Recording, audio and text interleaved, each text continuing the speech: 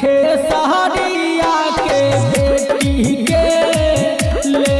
हमरे भाई बा महला होई बड़ी सुकुमार लेंगे लेंगे कृति को लेंगे लेंगे लेंगे लेंगे कृति को लेंगे लेंगे।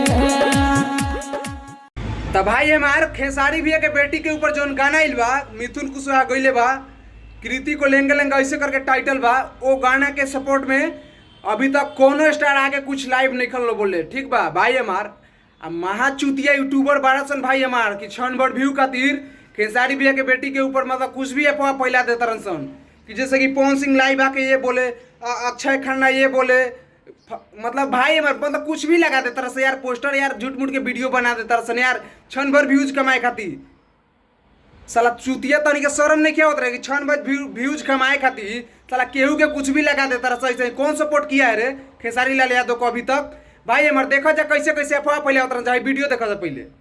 दोस्तों आज मगही स्टार आशीष यादव खेसारी लाल यादव के सपोर्ट में मिथुन कुशवाहा के घर पहुंच गए हैं। जी हां दोस्त, और पहुंचने के बाद मिथुन कुशवाहा के साथ कुछ ऐसा कर दिए हैं कि भोजपुरी और मगही इंडस्ट्री के लिए खतरा का मोल हो गया। जी हां दोस्त, आप सभी को पूरा वीडियो दिखाऊंगा और पूरी जानकारी बताऊंगा आखिर आशीष यादव क्या किए हैं मिथुन कुशवाहा के साथ खेसारी लाल यादव के सपोर्ट में। लेकिन उससे पहले आप सभी को बता दूं कि जितना खेसारी लाल यादव के बेटी पर गाना गाने से खेसारी लाल यादव को टेंशन नहीं है उतना तो लगता है कि सिंगर आशीष यादव को ही टेंशन है। जी हाँ दोस्त, आप सभी को बता दूं कि खेसारी लाल यादव आज लाइव आए थे लेकिन लाइव में एक रति भी उस चीज को उस मुद्दा को चर्चा नहीं किए हैं। जी हाँ दोस्त, मिथुन कुशवाहा वाला मुद्दा को, और उसी पर आशीष यादव उसके घर पर पहुँच कर भी बहुत ही बड़ा धमकी दे दिए कि भाई तुम जो है जल्दी खेसारी लाल यादव से माफी मांग लो गिरा कर, उसके बाद मैं तुमको माफ कर दूंगा। इतना बड़ा बात कर दी है आशीष यादव मिथुन कुशवाहा के घर पहुंचकर।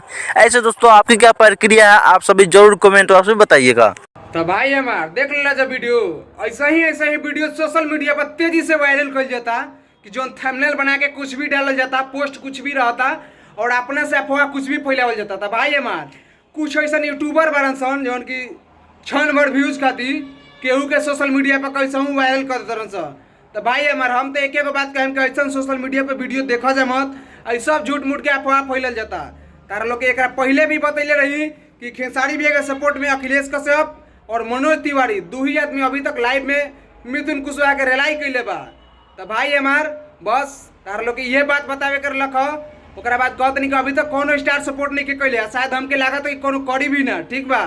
कि जब अपने ऊपर बीती बाबू तब खेसारी याद आई ठीक बा। तो भाई हमार बस वीडियो के जिक्र खत्म ओकरा बाद तू लोग कोनो अफवाह में मत पड़ो भाई हमार कैसे कोनो भी अभी तक स्टार सपोर्ट नहीं के खेसारी भैया के ना खेसारी भैया के पीठ पर कुछ बोलल बा। तो खेसारी भैया से टीम से एक अनुरोध बा कि खेसारी भैया टीम खातिर पूरा जनता बा पूरा पब्लिक बा कोनो स्टार से मतलब नहीं के हमनी के साथ बनी जाए मिथुन कुशवाहा के जल्द से जल्द कार्रवाई हुई और रेलाई भी हुई। तो भाई हमारे वीडियो का शेयर करत रहिए लो ठीक बा बस।